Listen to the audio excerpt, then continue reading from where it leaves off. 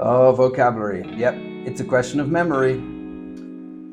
It really depends on how good your memory is, but don't worry. Most people think their memory is a lot worse than it actually is, and there are some cool hacks that you can do to improve your memory, or at least remembering new vocabulary.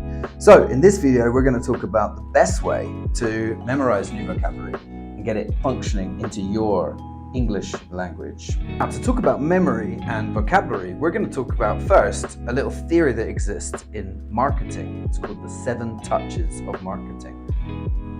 Many famous marketeers believe that you need to have 7 touches with a new product or a new idea before you can remember it. So for example, you see a new type of soda on a billboard, then you hear about it on the radio, then you receive an email about it, then you see it in the store, then a friend mentions it at a party, then you see someone drinking it in the street, and then maybe you might consider buying that new soda.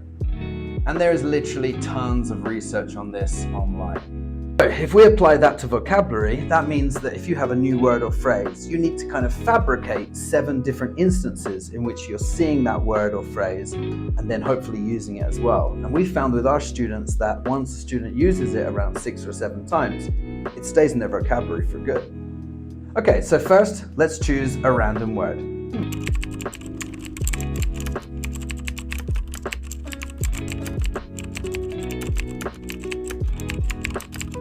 Okay, we've got our word, so now we're going to put it in a vocabulary bank.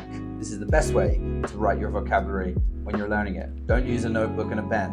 Use this. Now, I've said this before, but the most useful tool you can have in learning language is one of these. Post-it notes.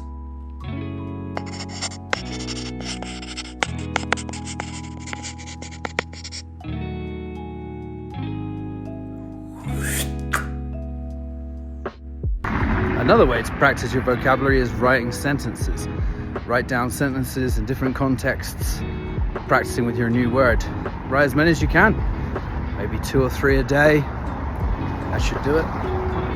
Practice with your friends using the word. Did you know that ubiquitous means things are everywhere? Or you could start a video diary on your phone in English using new vocabulary. And finally, don't forget to consume lots of content in English, podcasts, movies with the subtitles on, and keep an eye out for your new word. I guarantee it'll be part of your vocabulary from now on. ¿Vale la pena?